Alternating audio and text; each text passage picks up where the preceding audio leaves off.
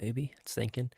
How is everybody doing tonight? Welcome back to Boys in the Zone. I'm your host, EJ Savage, and this podcast is brought to you by the Grid Network.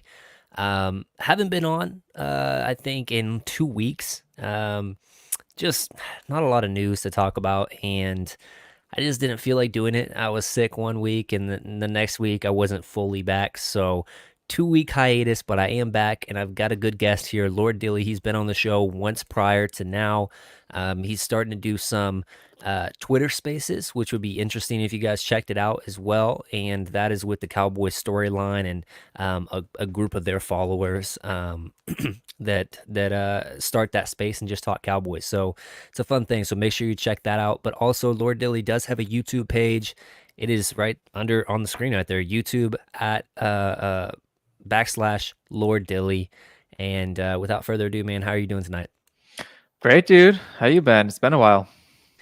It has. Getting over the sickness, but I'm excited to kind of get into this training camp mood for the Cowboys, see what they're all about, and hopefully get some contracts done. I think that's the biggest thing that's concerning or just frustrating as a fan is Dak, CD, and Micah to an extent have not got contract extensions. Which one of those guys do you think gets done first? Or do you feel like one of those players could possibly, this be their last season with the Cowboys? What are you feeling right now? Yeah, if you asked me that question at the end of the season, I would have said Dak because that would have allowed them to participate in free agency, right? We're so far past that now. I mean, we're almost in a training camp. You got Justin Hmm. Jefferson signed his deal. There's nothing holding back Ceedee Lamb at this point from taking a deal. We don't know who's holding it up. Is it the front office? Is it the agent at this point? I don't know what could possibly be holding it up. He's clearly going to be 32 to 34 million roughly a year. I don't know what the structure is going to look like, and I always argue the total structure, the way the cap hits work, the guarantees, all that is more important than the average per year, anyways. So I don't know if there's contract details holding that up, but I think CD is going to get done first, maybe after a slight holdout in training camp. I'm not really sure. I'm pretty sure he will hold out if he needs Hmm. to, and I don't blame him at all for doing that. He should do that. He deserves to do that. He deserves his money. So I think he'll get done first. Dak I think Dak probably gets done, but now there's some hesitation because it's taken so long, and I really thought he would have gotten done, like I said before, free agency. So now I don't know. And there's a whole thing I put out there on Twitter, a whole thread about is it worth it to sign these franchise quarterbacks or not? I think Dak's a great player. I love Hmm. Dak. I think he can win a Super Bowl. It's just the generality of franchise quarterbacks, just in general, and how much cap space they take. And the data shows they might not be as important as maybe you'd think. But that being said, I think Dak does get done. I think Dak probably should get done. And then Michael will get done next year, is my guess. Yeah, it's a strange situation that we're in right now with the Dak contract because, like you mentioned, I mean, if they wanted to extend him and get the cap relief, they should have done that months ago. And so now you're really in the point of, do we want to see what we have in trade lands, especially with preseason coming up and training camp and really getting into the grind with that stuff? And if we do see that we like Trey Lance and he looks good in our system because he finally has a full grasp of it, according to reports and Mike McCarthy himself, how does that dictate what Dak's contract, where it's heading? You know what I mean? So, because realistically, if you can, if you like Trey Lance enough, I don't think he's better than Dak, even if he's good in preseason, whatever. But if you like him enough, how do you see your team's future with Trey Lance? And do you think it's better going that route and trying to maybe, sign and trade? I know that you don't see that in the NFL as much, but happens in the NBA. You'll re-sign a player for another team and then just trade them to that team, and it's a strange situation because he's coming off of the MVP runner-up year and probably his best overall season of his career. Truthfully, I mean, obviously 2021 was really good as well. Um, but man, I'm hesitant to move off of a franchise quarterback And I want to hear more about that from your side and what you really think the front office is thinking and what you think we should do as a fan. Yeah, so let me pull up the data here. Give me just a minute because I got a whole I'll chart. I pull up spent some comments here. Kyle F man, says, "What's up, guys? Jerry and Steven have a history of trying to get contracts done well at training camp. It'll probably be the case with Lamb and Prescott. So he's taking they are going to re-sign Prescott." Tacos and Touchdown says, "What's good, fellas?" Or "What's going on, fellas?" Sorry. And then my guy Vince P also says, "What's up, guys? Glad to have you guys in here chatting it up." What were you saying though, Dylan? yeah, so I went back basically 10 years, 9 years, back to 2015, looked at all the Super Bowls, all the quarterbacks that were in the Super Bowls. And this data is a little bit skewed because Mahomes is so dominant in the AFC. So it's really hard to Hmm. pick data about quarterbacks in the AFC. But 7 out of the last 9 Super Bowls had a quarterback on a rookie deal. And the highest cap hit during that stretch, the last 9 years for a quarterback, was 17% twice. That was Mahomes in 23 and 22. And then Brady was like 13%. Everybody else was like 12% and lower. And some of these guys were less than 5% cap hit for that Hmm. season. So, like, the data shows that, like, you're paying these guys, and you can pay these guys a lot of money and backload that money as far as the cap hit goes, put on void years. So that way you get a couple of years of relief before the money really starts to hit. But when it hits, I mean, the data showing that it's basically over until that next relief period of that quarterback hit. And now I'm seeing whispers out there about the league possibly separating the quarterback contracts and their cap from the overall team cap. So that'll be interesting to see it because they are getting a bit out of control, right? You're talking a quarter of the cap to one player, no matter how important the position is. It's just insane. It's nuts. And you Yeah. can't operate that way. But you also can't have a franchise quarterback. So it's like, what are you supposed to do? You know?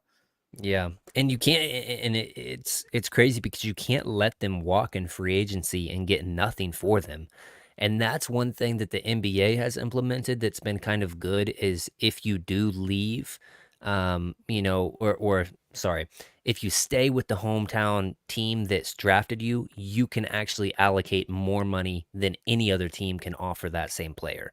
So it's like the super max deal or whatever they call it, which would be interesting if you can use that on one player and that being your quarterback that you drafted. That would be a good deal. And then a certain percentage of that, like you were kind of saying, um, gets put into a separate category that doesn't account into your cap. That would be an interesting thing to see. And I would be in favor of that, especially with how, I mean, I think like, what was Tony Romo making? Not even probably 20 mil just, and he was our last quarterback. And now we're talking 60 million a year. So yeah, Yeah, it's and it just just, depends what the percentages are, right? Because I don't know what the yeah, cap percentages were when he was playing. Maybe it's equivalent. I don't think it is. I think these it's just escalated to a yeah. point where it's 20, 25%, and it's not manageable. Yeah, and I think I looked at a stat that was talking about the cap has went up like 100 million in just 10 years. And even more than that, I think it was. COVID So screwed it up big time because it was um exploding, right? And then COVID came along, and then it hmm. slowed it down tremendously after a couple of years post COVID. So we're kind of at that point where it's beginning. And now on top of that, now you've got this DirecTV settlement too, which is insane. So now they got to pay all this money out as well. And I wonder what that's going to do as far as revenues and the cap growth. Kyle brings up a point. He says, I don't believe that they should re-sign Prescott, but I do think the front office fears QB hell. I think they should trust the strength of their organization and the ability to draft consistently well. I would pump the brakes on that a little bit. Yes, they are a good drafting team overall, but quarterback is not the position that they're good at drafting. You look at Romo, completely lucked into him as an undrafted free agent. Um, they didn't even want Prescott in that draft. They wanted Paxton Lynch and Cooks and whoever it was ahead of him, and eventually ended up with Prescott. So they lucked into that. They've taken some guys like McGee in the past. They've taken who was the other big one that we drafted? I'm missing one. Danucci. Yeah, Yeah, Well, I mean, he's not a huge draft pick, but still, yeah, Danucci we drafted. There's some guys that have come through here, and then they tried their own experiments, moving Jameel Showers from whatever position he was playing to quarterback, and then he eventually plays safety safety. again Yeah. or whatever. So, yeah, it's one of those things. Yes, we're a good drafting team, but I don't think anybody has a formula of drafting good quarterbacks consistently other than maybe the Packers. Yeah, Um, the Cowboys haven't had to really push the issue. I mean, they went from it's been, I mean, almost 20 years now where it's just been they've had quarterbacks back to back with Romo and Dak, and they didn't think Dak was going to be anything right away, and they yeah. just really lucked into that one. So yeah, that's interesting. And the part about fear, I think I look at the fear a different way, and it doesn't impact this organization because the owner is also the GM, but Hmm. other GMs around the league, you cut or trade or don't have a franchise quarterback, that's the quickest way to lose your job. So it doesn't really impact these guys, but around the Yeah. league, I think that's contributing to this explosion in these quarterback contracts. Yeah. And I think that that's another thing that why there's so much talk circling around. Okay, the Cowboys are going to trade one of these players, being Micah or CD. Um, because when you think about it, a lot of GMs weigh, okay, am I even going to be able to use the assets that I get back in this draft haul before I get fired or before there's turnover, you know? But with Jerry Jones, there's not that fear. There's no, he knows he's going to be the GM. So maybe there is some, merit to that discussion. Now, I don't think that they're going to trade either of those players. Don't get me wrong, but there is a certain mindset that Jerry Jones goes into trade discussions or the draft, player acquisition, where most GMs don't have to go about with that same mindset of I could possibly lose my job. So, good point. I think there was some report that was talking about Ceedee Lamb wanting at least 32 million, or he's going to request a trade. I don't know the validity of that report. However, he's worth that. I mean, he's worth being, second, first, highest paid wide receiver, depending on what you feel. I think Justin Jefferson's better. He's been better whenever he's on the field. However, CD is top three for me for sure. So, Mm-hmm. um, and especially with how that connection has really, pushed off that past year with Dak and Mike McCarthy's system. I think there is an argument for him being better than Justin Jefferson, especially with Sam Darnold probably being the QB1 in Minnesota. So, yeah, I don't have a problem with signing him up for 35 mil per year. It just needs to get done because at the end of the day, you do not have a deep wide receiver group in the building right now. Behind Brandon Cooks, it's a lot of unknowns and question marks, and you have to figure that position out. But also, it is so important to have a veteran in training camp teaching those guys. Now, Brandon Cooks is a great leader. He has shown that on and off the field, taking guys under his wing. But there's something different about learning from one of the best wide receivers in the league.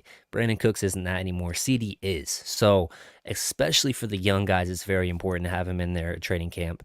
Do you kind of feel the same? What's your ideas with that? Yeah, real quick, let me touch on the contract part of this. Is between Micah and CD. As far as balancing the cap, they have to get one of those guys on a longer deal than like 4 years. In order to spread that cap hit out, they've got to get one of those guys to sign a longer than normal deal. Otherwise, they're going to have Dak, CD, and Micah. All of their cap hits are going to be hitting together at the same time. They can add those void years, but they've also got to roll over Dak's money as well, too. His cap hits that are Mhm. coming up, they got to roll all that over as well. So again, the structure is the important part here in figuring out how to balance when the cap hits come in. As far as the leadership goes, you know, and there's my boy Rob from Vegas. He's one of the guys on storyline calls and all the time. That's my dude right there. There we go. What's up, Um, Rob? but I think that leadership is one of the things this team is sorely lacking. I know Rob thinks that as well. And I don't know if CD is necessarily that leader yet. We saw he shut down in that Green Bay game. He was Yeah. done after the first drive. He got hit in the back at one point by one of the Green Bay corners and just kind of took it and just walked away. We don't really have any leaders on defense outside of DeMarcus Lawrence. I don't think this team outside of Dak really has anybody that's like a vocal stand-up guy like that. And even in the receiver room, I think that's lacking. And it's a packed room, but I don't think even with CD there, I don't think any of these guys are really that guy to be a bona fide leader in that group. Well, I think that Jake Ferguson has the making of Mm. that. I Yes, really yes, do you're right. think that he has that. I think Eric Kendricks just having the familiarity with Mike Zimmer's defense. He's going to come in and be a very veteran leader in that linebacker core, which is important. I also think that you have some leadership with with Malik Hooker. Now he didn't come off as being a leader when he went on to the podcast and was talking about the Micah stuff. But I think that he understands that sometimes those things do need to be called out. Now, apparently they're talking about it or whatever, but I do think that Malik actually wants to be the leader. But whenever Ron Curse was there, it wasn't always, he didn't feel like he had the voice in the room. I think we're going to see a new Malik Hooker this year as far as being a leader on the back end more.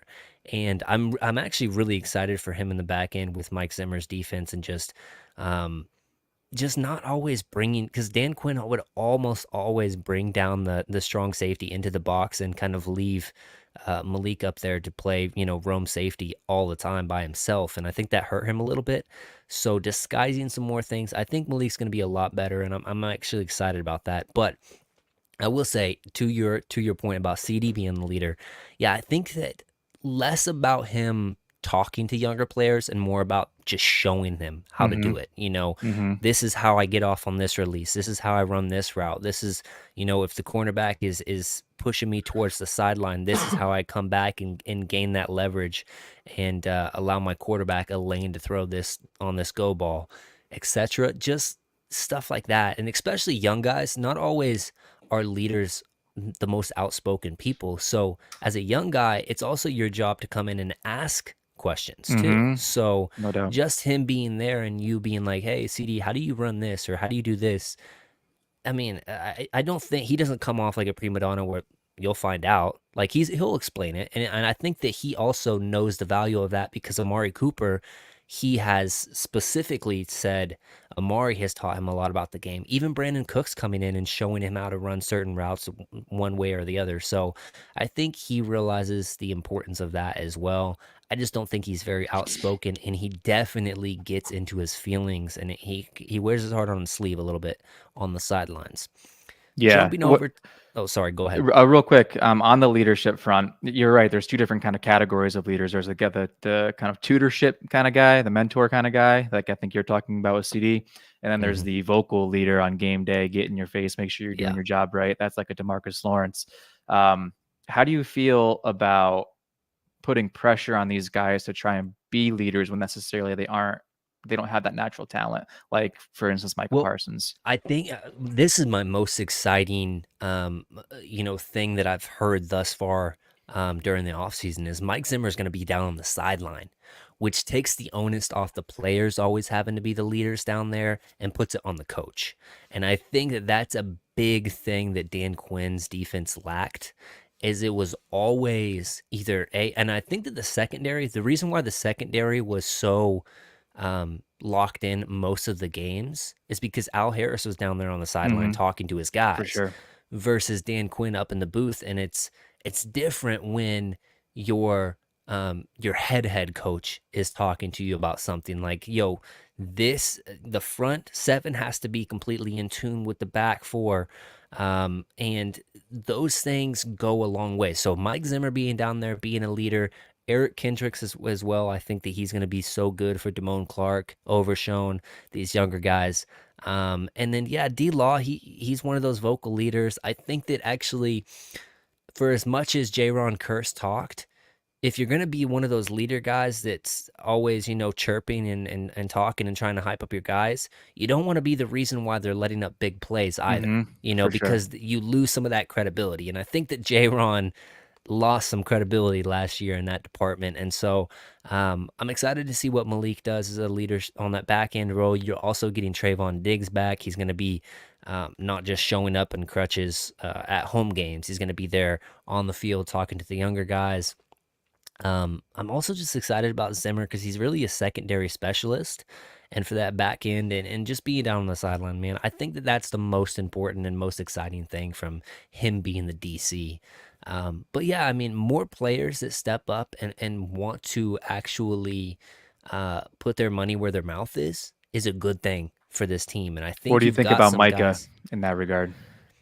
that's it's hard for me, and I had Micah's brother on here and on my podcast, I think, a I month ago love or so. Terrence, dude. That dude's awesome. Um, He's great. yeah, he's great. But one thing I definitely see from talking to Terrence was Micah is definitely, cognizant about his role on the team and how he is going to get that contract because he still is Mm-hmm. playing on a rookie contract. I Yep. mean, that doesn't, allow you to be good for life until you get that second contract. He knows that.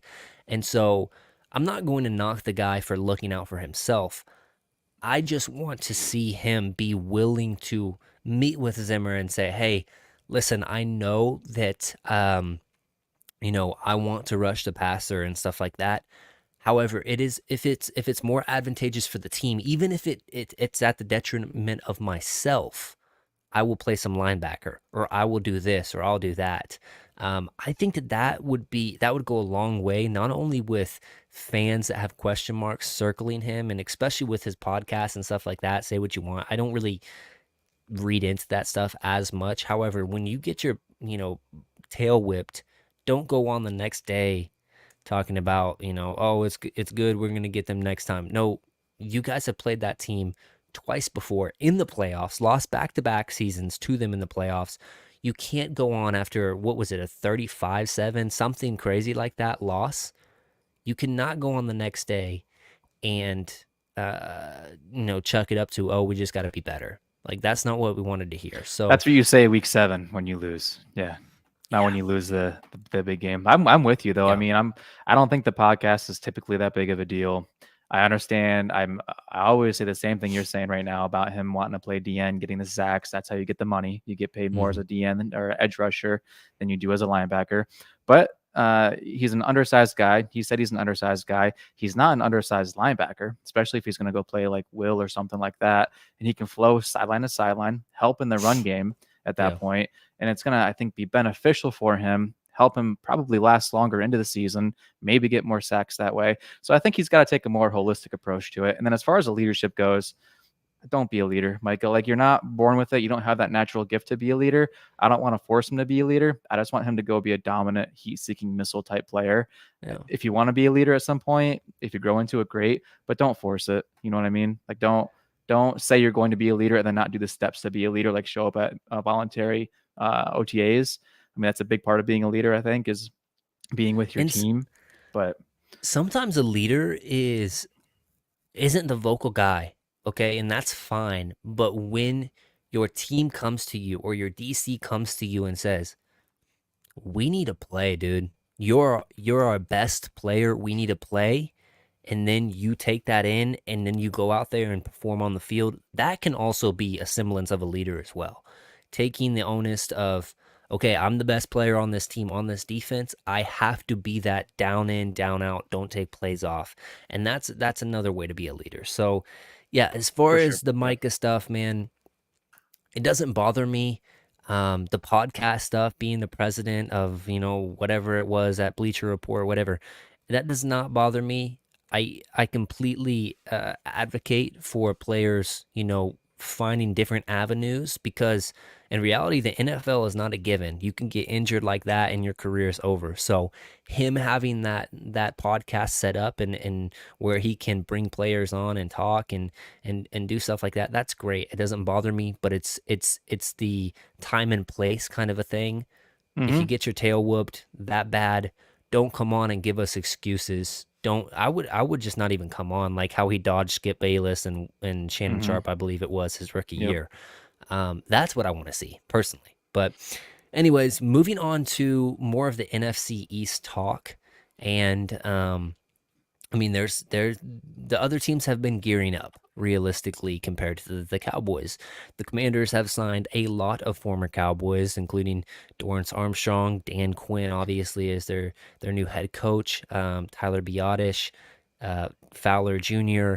There's probably other players I'm missing in there. The Eagles have went and got C.J. Gardner-Johnson for their back end that much needed him last year. They got Vic Fangio, a better DC that they have last year.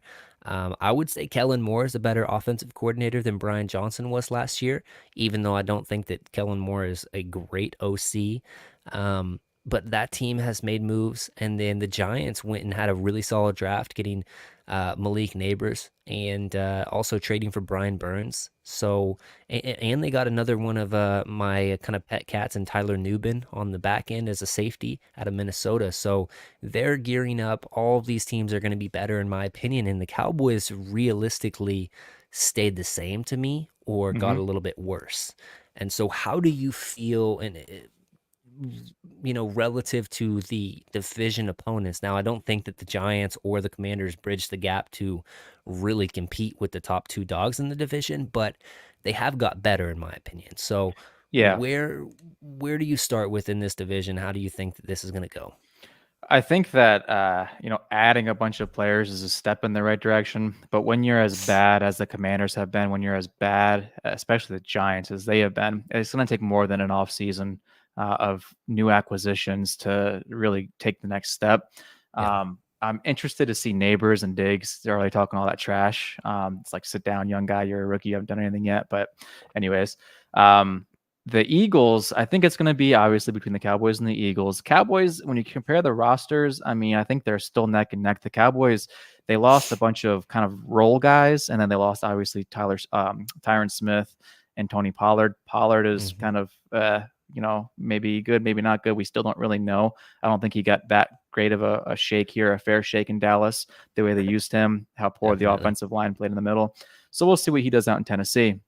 Um, but as far as, maybe the Eagles go, Jalen Hurts took a step back last year. And, I've studied like 4 or 5 games now on Jalen Hurts. I went back, watched the all 22 on this guy, and it's the same stuff he's been doing since his rookie year, and his time to throw numbers show it, where this guy locks onto his first read in the pocket and he stares at him for like 3 seconds and he doesn't move to the next guy. And what that tells me is this guy's not pre-snap identifying where he should be going with the football appropriately or properly.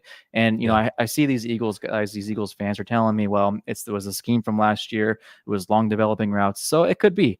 I don't know. It definitely could be part of that reason, right? And then But they're excited about Kellen Moore. That's funny. well, Okay, go right. ahead. So you're either going to get 4 hitches in a slant, from Kellen Moore, or you're going to Yep. get 4 verticals from Kellen A Moore. lot of yeah, a It's lot one or of the three other. by one sets with at least a hitch and a curl in there, or yeah, something Yeah. So, but shallow cross, something. Yeah. he's going to have Hurts throwing the ball 40 plus times a game in that offense, and I think that's a recipe for disaster. Hurts Mm. is a 30 throw a game guy, and after that, you get diminishing returns. He led the league in interceptions last year. It was definitely a step back. And everybody wanted to crown him kind of champion of the NFL, top 5 quarterback after that Super Bowl run, which he was great during that season. He played Yeah. really great in that Super Bowl. But just like I said with Mahomes when he did it for the first time, I said, let me see it another year and see where it goes. And Hurts took a big step back after that season. So I don't know what to think about the Eagles. So I guess we'll see. I know what I got with Dak Prescott and the Cowboys. I don't know what I have with Hurts just yet. We will see what happens, but there's a interesting thing that I read about the Eagles having an MVP candidate quarterback, them reaching the Super Bowl, then their offensive coordinator leaves and gets hired on as the Colts head coach, which is the exact same thing that happened with Wentz and Hurts. And then the year after that, the quarterback fell off, and then one more year after that, I think that they're gone from the team release. So it's going to be Mm. interesting to see Hmm. if history repeats itself there. Um, And yeah, what's with interesting about Hurts too, real quick while we're on the topic, his contract sucks, dude. If he continues to regress, that's going to absolutely blow up their salary cap. And I won't get into the details of it because it's boring and it's confusing as hell how they structured it. But the reason they have Mhm. so much cap room is because they plan on extending him when that contract expires. And if they don't, it's over $100 million in dead cap instantly, and several more seasons of a high amount of dead cap as well after that. So we'll Mhm. see. Yeah, though the Eagles they're not as bad as the Saints as far as kicking it down the road, but they're one of those teams that definitely do that a lot. And the Cowboys this season as the kind of get right season for the Cowboys, because next Hmm. season they actually are, I think, top 10 in cap Hmm. space in the entire league. So it's going to be interesting to see the difference between those two teams as far as that goes. But Yep. yeah, Kellen Moore, I'm not really worried about him as the OC. I think I'm more worried about this Vic Fangio hire because he has been good against Prescott. one of the main reasons why he has been good is just because he doesn't give any tells pre-snap, and that's one of the biggest strengths for Dak Prescott. I think that's probably his biggest strength, realistically, is just pre-snap, diagnosing the defense and trying to figure out, okay, this is my hot for this specific look, and I know exactly where to go with the ball. If it's not there, then I got this one and this one. Um, and so that's why he's had some hiccups against Vic Fangio defenses. Now he wasn't bad against the Dolphins last year, or yeah, last season. In that game, however, he wasn't great. And we'll see what happens with Dak against the Eagles. He's been very good against that team. Really, the past um, 3 seasons, very good. But it's all dependent upon if the Eagles really fix their secondary or not. I know Hmm. that they spent two high premium picks, their first and second rounder, on um, you know I think who was it? Terrion Arnold and the The kid out of Iowa. yeah, Um, Cooper. yeah, Cooper DeJean. So yeah, those two players, and then you add in C.J. Gardner Johnson. That could be a real difference maker. However, you are relying on rookies, and then Darius Slay is a year older. I don't even know if Bradbury's with the team. If he is, he's a year older. Ringo hasn't been good. Whoever else is there has not been good. So we'll see. It's a wait and see kind of a thing with that. But to the own right of me being worried about the Vic Fangio hire, I think the Eagles should be kind of worried about the Mike Zimmer hire. He's a guy that Hmm. isn't afraid to walk linebackers up into that hole. Will walk both the linebackers up and then drop one, disguise stuff. He's also a guru with the secondary, and we also retained Al Harris, another year of Deron Bland, Diggs being coached up. We also have some young guys. I think that they signed the cornerback that was for the Raiders out of Ohio State. I can't remember his name. Um, uh, Gosh, yeah, it's escaping me. But we signed him. We also have some young guys, Eric Scott Jr., Kalen Carson, which we just drafted. So some good returns. And then we also got Lewis for the slot. I think that this secondary has the potential to be as good, if not better, honestly, than last year. And that's projected upon Diggs coming back at the same, level.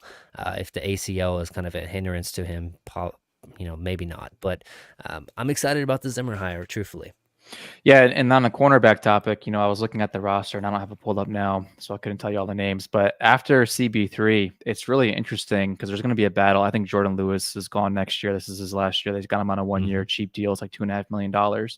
After this year, he'll be gone. So it's going to be interesting to see which player behind CB3 steps up. And there's a lot of them and a lot of good names after that point. So, and a lot of Yeah. young guys. So it'll be really interesting to see. And then as far as the Zimmer stuff goes, um, I'm excited to see linebackers use as linebackers, man. Like none of Yes. this little guy. Hopefully your DTs can take on blocks. Um, I still think we're only going to go as far in defense as our DTs take us, at being Mozzie Smith. Basically, that's really all we have there at this point, which is shocking to me still.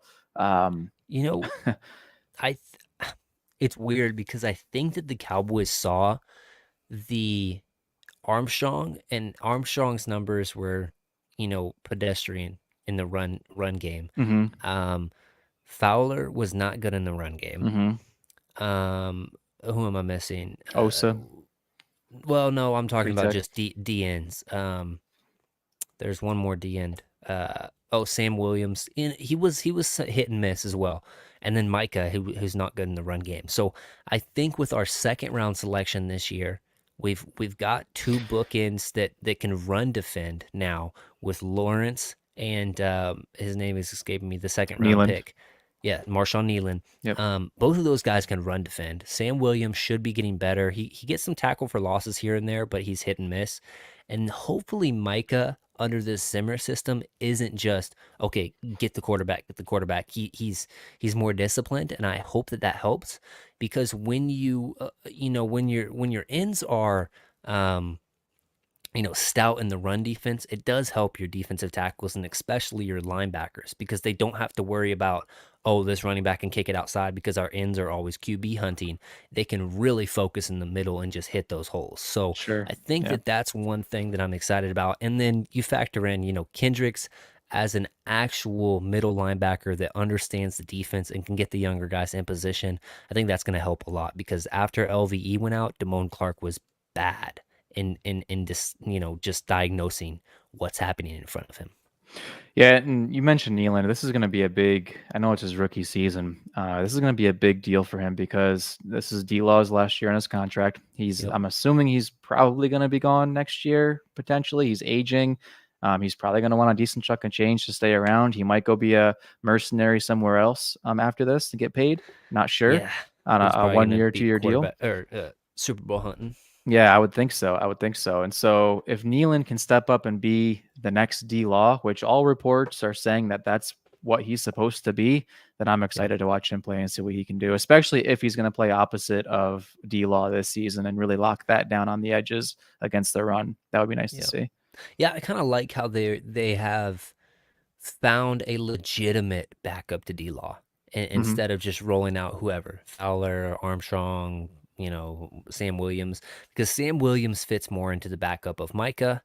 Nealon fits more into the backup of Law. So that really works in my opinion. Now, actual nose tackle on this team, defensive, tackle worries me a lot because it's really Mozzie Smith or nothing.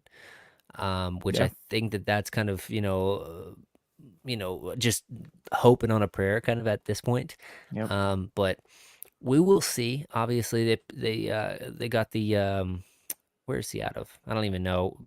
Auburn, I think. Oh, the seventh round pick. Yeah, Yeah. the big boy. It's true. That's true. That's actually a fair point. And he's actually supposed to be. I haven't watched any film on the guy. I don't know anything about him. But No, from I what I've haven't heard, he's either. supposed to be a pretty stocky boy. That's pretty stout against the run. So Yeah. just anchor, bro. That's all we need. Just anchor. You don't even got to get any penetration. Anchor, read and react, and let your linebackers flow. That's all you got to do.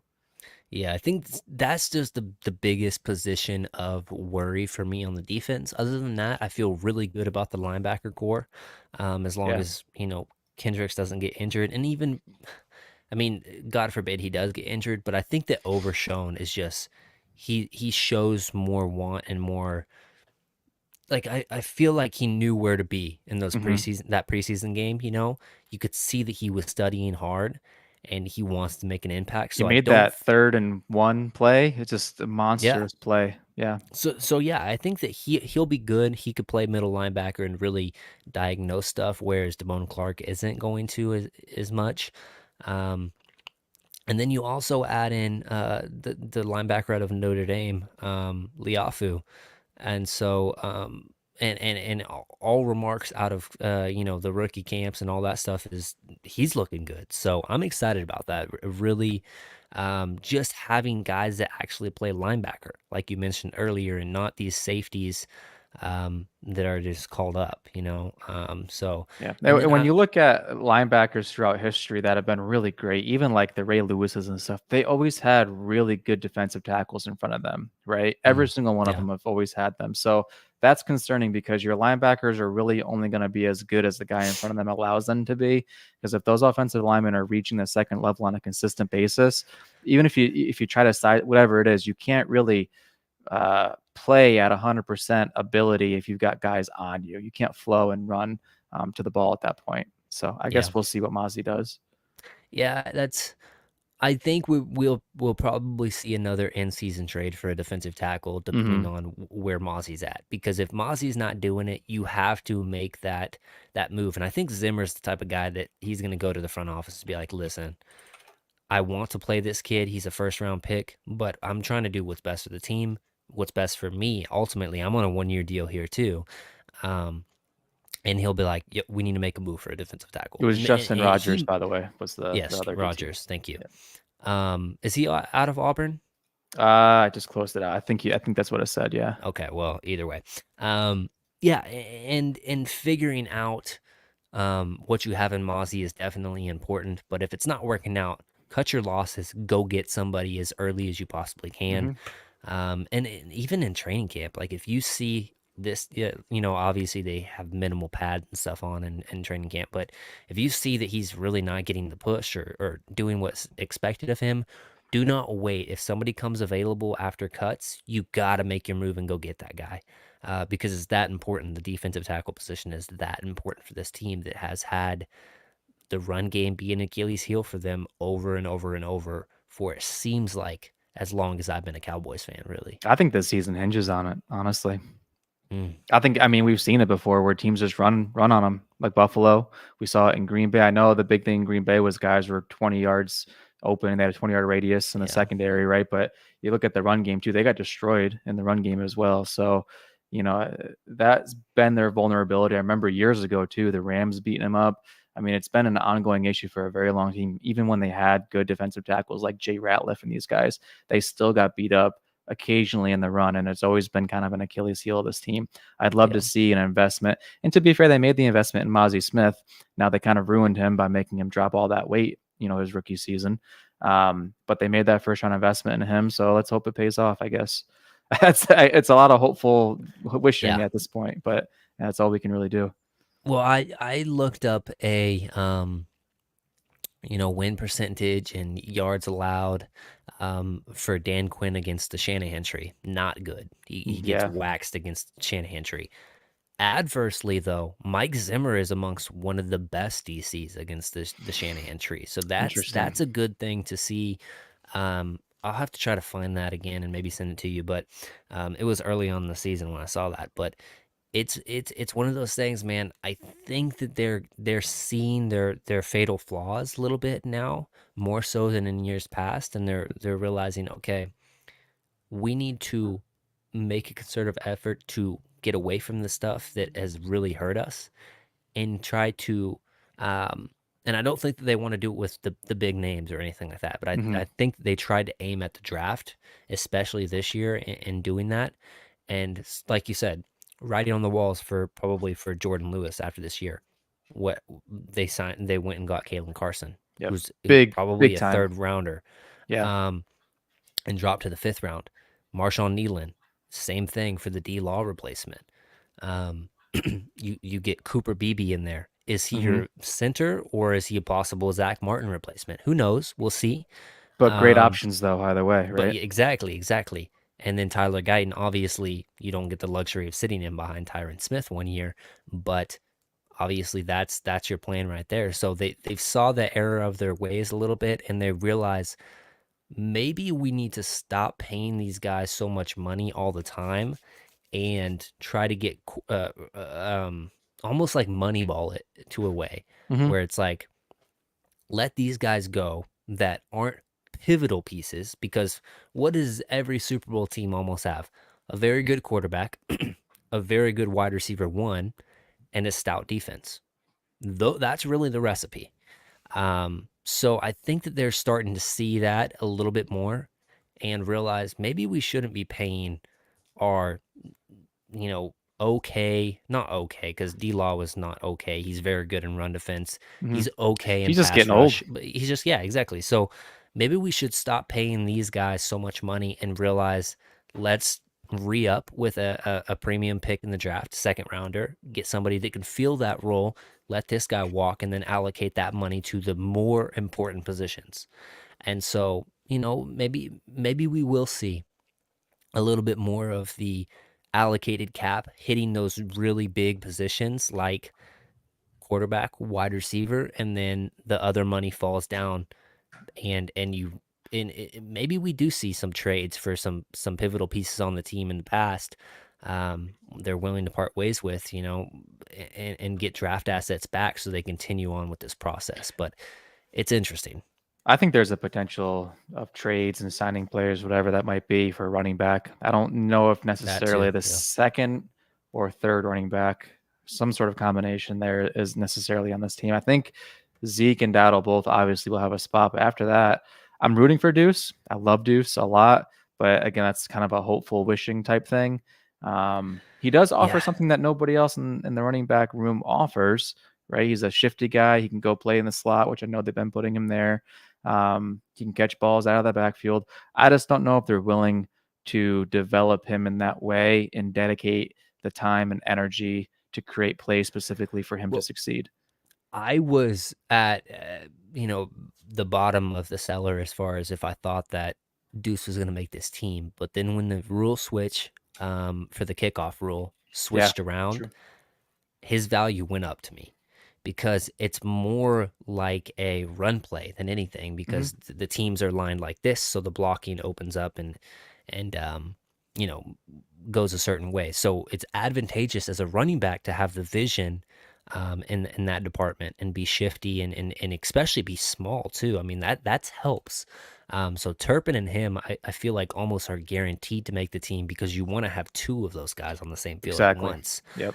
And so, interesting thing. That is huge timing for Deuce. Absolutely. Yeah, that was huge. Reading for Deuce too. EJ, hope you're doing better. Thank you. I'm doing a little bit better. My throat definitely feels better. Um, Still have some fatigue going on, but I'm working some hours, putting some hours in. No, but yeah, it's very interesting how it seemed like last year's draft was almost like trying to go super future, I guess. I don't know. It was so weird because you didn't really. I mean, I guess you needed a tight end, but bringing in a young guy Hated that because pick. you're young there already doesn't make sense to me, kind of, Yeah, hated that. Yeah, I hated that. That was the worst pick in that whole draft for Like me. that's not But even hindsight. That's just straight up at the time. I was like, this is terrible. Absolutely hate this pick because I had a lot of faith in Ferguson at that point. So I just didn't understand that at so all. did I. So did I. And even Hendershot at that point. Obviously, Hendershot didn't Yeah. look good last year, but um, who I was mean, the they fourth? took Mozzie, they took Overshown, they took Junior Fehoko. Fajoku. Yeah, Fajoku. That one was very. I liked the player. I just didn't see a fit on the team at that point, so it didn't Hmm. make sense to me. Um, the Mozzie pick, I had a second round grade on him. I just didn't see any pass rush upside. I don't care how athletic the dude is. If you're not getting sacks based on your athleticism in college, and I know Michigan doesn't run that scheme where they put their defensive tackles in that position. If you're not getting any, he had point 0.5 sacks over his entire career, I think, at Michigan. Yeah. That does not scream, oh, he's going to be effective there in the NFL to me. That's why I just didn't put him in that Which is what category, you confuses me know? because that tells me they drafted him specifically to be a run stuffer, but then they made him lose like what 40 pounds. So I just I don't I get it. Yeah, I don't know. That whole draft was truthfully a head scratcher. Other than Yeah. Overshown, just didn't understand it. And I guess Deuce, I actually had a better grade on Deuce than where they took him. But Jalen Brooks might end up being okay. yeah, that we'll talk about him in a little bit. But Deuce, I think that you can't have Deuce be effective if you don't run block effectively, Yeah. and that was a big problem last year. But yeah, Jalen Brooks actually with the cut of Michael Gallup, we potentially could see Jalen Brooks be the wide receiver 3. Not Hmm. enough people are talking about that because he is a traditional X kind of a receiver. He's bigger bodied. He looks like he's gotten put on some pounds too. He He does. looks really good actually. Um, and he was decent in his limited snaps last year. So interested to see who really does win that wide receiver 3 position between him and Tolbert. What's interesting is their UDFAs might even be better than any other draft picks that year, except for maybe Overshown. I really like him a lot, but they had Hunter Lipke, who I Yep. like a lot, TJ Bass, who is possibly the replacement for Zach Martin if BB works out at center, and Yep. then John Stevens Jr., who obviously tore his ACL last year, but was balling out at tight end before that. So Yep. And you forgot the interesting. best one, the kicker. Yeah, yeah. No, So yeah, shame on me. and actually, I'm kind of excited for this linebacker that we brought in from the UFL or XFL. Is it UFL now? I think it is. UFL, yeah. Um, yeah, that we brought in former NFL player, but he just didn't work out really in the NFL originally. Goes to the UFL. He looks like he's a different player now, from what I've heard. We've had a lot of success by taking these UFL players and implementing them into the roster. So I'm excited about him as well. Front office gets a lot of hate and deservedly so for some of the stuff with the contracts and all that, but they don't get the credit they deserve for some of these other things like taking chances. I mean, their other teams sign these guys, but I feel like the Cowboys are consistently hitting on these guys, and now you're Hmm. seeing I mean, why not take a flyer on these guys that are top of the league in other leagues around the world who show promise? They're cheap. Why not give them a 1 year deal and see what they can do? Yeah. I think that's a good strategy. I was going to say this draft here, this last season, or this last 2024 draft, they got a lot of FU guys, right? Which this team was missing. Yep. A lot of guys with attitude, and I love that. Yeah. I agree with that as well. Kyle says, "Do you expect Zimmer to blitz more with Dallas being pretty deep at corner? I'd like to see more run blitzing too." Uh, like I mentioned with Zimmer, so he does a very a fun thing where he walks both of his linebackers up sometimes. He walks one of his linebackers up into the whole one sometimes. Doesn't walk any, but then he'll send them. He also isn't scared to run corner blitzes, which we haven't seen really under Dan Quinn. Jordan Lewis actually is a guy that's really good at corner blitzing. So I think that we might be seeing some more blitzing because I think that Dan Quinn almost trusted, instead of blitzing, he trusted stunts way more than any other DC in the league. And I like stunts, but I also, when you're putting them on film so much, the other team is ready for them. And it doesn't work as effectively early on or later on in the season that it did early in the season. That's why you see their sack numbers almost fall off a cliff every single season under Dan Quinn. And it's easy They're to really scheme run good. plays against these consistent stunts as well. Yeah, exactly. Once you realize what they're doing all times, oh, if Micah lines up in the middle, he's probably going off here for the stunt. And sometimes Micah just runs straight down the middle and just doesn't even care because it's an easy sack. Um, but oftentimes those stunts are actually at the detriment of the team, and especially to Micah Parsons because Micah can beat his guy one on one. All it's really doing is allowing guys to get sacks they shouldn't have, aka Dorrance Armstrong.